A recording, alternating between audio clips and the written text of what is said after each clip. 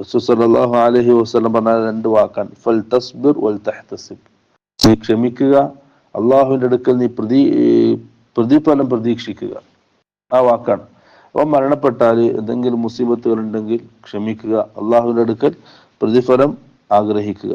അതേപോലെ തന്നെ കരയും, അടിമകൾ കരയും. കാരണം മനുഷ്യ ഹൃദയത്തിൽ അള്ളാഹു എന്തുണ്ട്? പരസ്പരം കരുണ നിക്ഷേപിച്ചിട്ടുണ്ട്, റഹ്മത്ത് നിക്ഷേപിച്ചിട്ടുണ്ട്. ആ കരച്ചൽ ആക്ഷേപിക്കപ്പെടുന്നതല്ല. അതിന്റെ അപ്പുറം ആൾക്കാരെ കാണിക്കാൻ വേണ്ടിയും അമിതമായ ദുഃഖപ്രകടനം നടത്തിയുള്ള ഒരു കരച്ചിൽ, അള്ളാഹു ഇഷ്ടപ്പെടാത്ത വാക്കുകൾ പറഞ്ഞുകൊണ്ടുള്ള കരച്ചിൽ, അതാണ് റസൂൽ സല്ലല്ലാഹു അലൈഹി വസല്ലം നിരോധിച്ചത്. നിയാഹത്ത് എന്ന് പറഞ്ഞു, ആൾക്കാരെ കാണിക്കാൻ വേണ്ടിയുള്ള കരച്ചിൽ.